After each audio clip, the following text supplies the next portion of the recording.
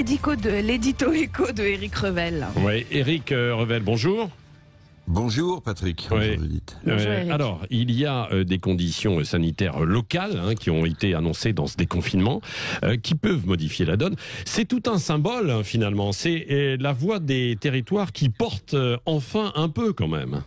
Ah oui, moi je trouve. Alors il y a certains scientifiques qui adulent la décision de Macron, comme vous venez de l'entendre. Il y a aussi d'autres scientifiques qui sont beaucoup plus prudents sur les 4 étapes pour le déconfinement. Bon, les Français, ils ont envie de reprendre le chemin de la liberté, évidemment, et d'apprendre à vivre avec ce virus. Mais vous avez raison, il y a quelque chose qui, à mon sens, a changé derrière ces annonces présidentielles. On entame, me semble-t-il, je vais employer un mot fort, une véritable révolution politique, parce que il admet, Emmanuel Macron, entre les lignes, le triomphe des territoires sur Paris. Le pouvoir des Girondins prend le pas, d'une certaine manière, sur le jacobinisme parisien. Ouais. Vous n'y allez pas un peu fort avec révolution quand même? Comment est-ce que vous appelez ça autrement? Lorsque les annonces d'Emmanuel Macron font la part belle aux situations sanitaires locales des départements, des régions, ça veut dire que ce sont ces situations locales qui vont prévaloir pour le déconfinement sur une décision qui aurait englobé tout le pays, comme ça a toujours été le cas depuis le début de cette crise sanitaire. Oui, c'est donc une forme de révolution, et c'est une des leçons, me semble-t-il, tirées de cette crise. Quand Emmanuel Macron dit si les taux d'incidence sont supérieurs à 400, alors il n'y aura pas de déconfinement dans les départements concernés.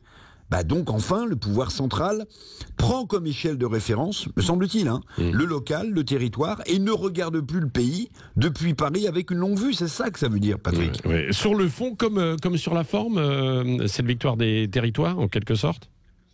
Oui, parce que regardez, Emmanuel Macron, il territorialise sa communication.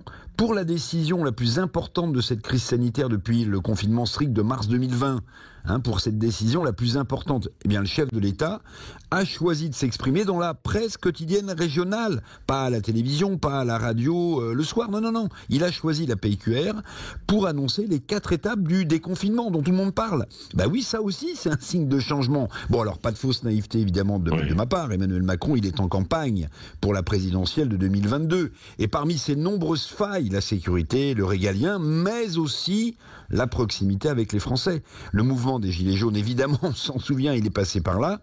Donc, être à l'écoute, Patrick, des territoires, c'est tenter pour lui d'avoir l'oreille des Français. Alors, on verra si Emmanuel Macron peut rétablir le fil entre lui et le peuple des territoires. Le pari est loin d'être gagné, mais dans ce déconfinement, il y a aussi toute cette partie de communication présidentielle. Oui, on va en reparler tout à l'heure avec vous, 0826 300 300.